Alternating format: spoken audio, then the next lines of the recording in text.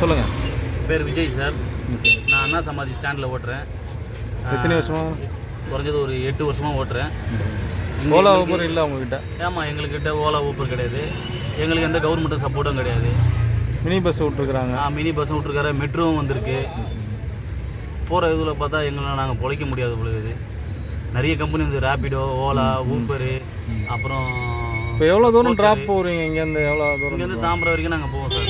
தாம்பரம்னா எவ்வளோ வாங்குறீங்க நீங்கள்? தாம்பரம்னா ஒரு 700 600 மேக்ஸிமம் வாங்குவோம். ரிட்டர்ன் சேர்த்தா இல்லை ட்ராப் காசு தானே? ரிட்டர்ன் சேர்த்து தான் சார் வாங்குவோம். சரி, வேறு என்ன கோரிக்கை வைக்கிறீங்க அரசாங்கத்துக்கு? எங்களுக்கு என்ன, இந்த ரோட்டில் இந்த ஸ்டாண்டுக்கு அவங்க வராத அளவுக்கு போகணும். ட்ராப் பண்ணிட்டு போயிடணுமா?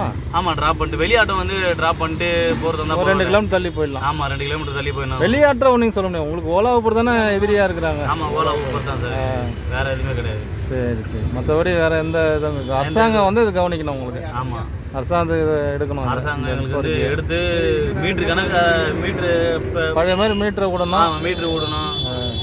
மீட்ரு இப்போ கிலோமீட்டருக்கு ஏற்ற மாதிரி கரெக்டாக காசு கொடுத்தா எங்களுக்கு நல்லா இருக்கும். எங்களுக்கு சந்தோஷமாக இருக்கும். ஓலா ஊபர்ன்றதை விட மீட்ரு கணக்கில் காசு கொடுத்தா எங்களுக்கு நல்லாயிருக்கும். சரி, ஓகே.